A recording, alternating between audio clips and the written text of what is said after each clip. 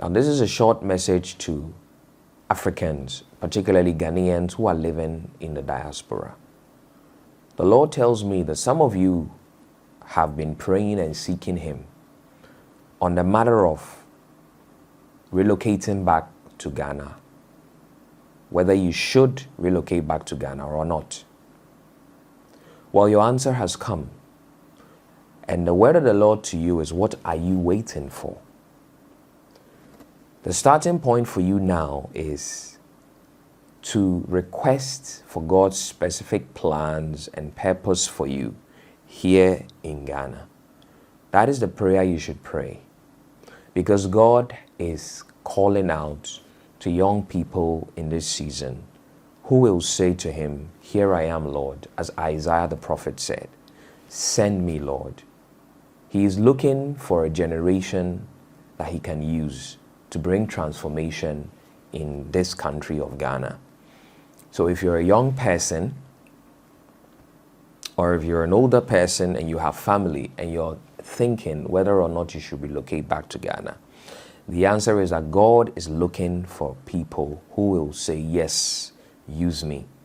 And so the starting point for you now is not just thinking about what is here and what you have left behind or whatever, or what you will leave behind when you come. The starting point is to ask God what His plans are for you here in Ghana and what is His calling to you. And if you will ask God by requesting for prayer, even through propheticboxes.com, which I've spoken about in the previous video, then God will give you grace, and also He will give you courage to make the right decision. When God called Abraham out of his father's house, he certainly needed courage to move out from his father's house. And when God called him to bring his only son Isaac, the covenant child that he had waited for over 20 years to give birth to, when God now finally blessed Abraham with this son, God demanded for the son to be given as a sacrifice.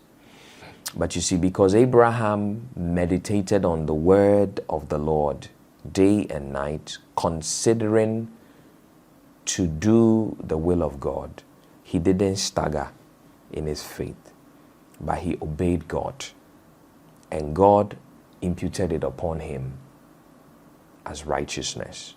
I pray for you that this message will inspire faith in you to dare to ask God what His plans are for you, fellow Ghanaian living in a diaspora, concerning Ghana. What has He planned for you to do for your country? In the words of the American ex-president John F. Kennedy, ask not what your country can do for you. Ask what you can do for your country. May the Lord bless you.